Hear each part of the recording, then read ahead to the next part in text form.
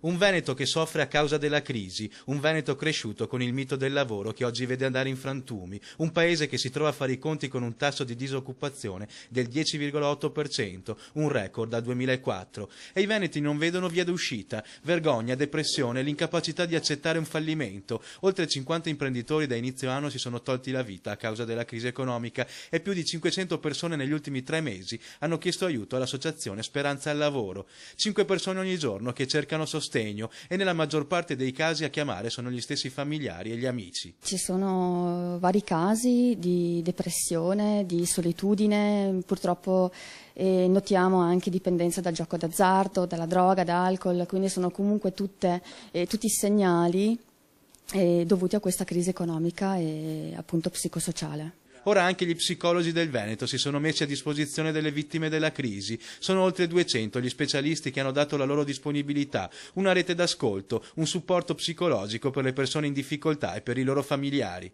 Vi è la necessità che il filtro venga fatto da professionalità come lo psicologo, che è un professionista competente che è in grado di conoscere e riconoscere qual è la situazione, il grado, ancorché nella prima analisi, della gravità della situazione che si rappresenta. I professionisti saranno quindi in grado di valutare gratuitamente la condizione di coloro che richiedono aiuto e nei casi più gravi indirizzeranno i pazienti al servizio sanitario regionale di riferimento. Offriamo la gratuità del primo incontro, se si ravvisa la necessità, la gratuità anche del secondo incontro e qualora la situazione possa essere portata avanti in ambito psicologico, una tariffa agevolata per le persone che si rivolgono a questo servizio.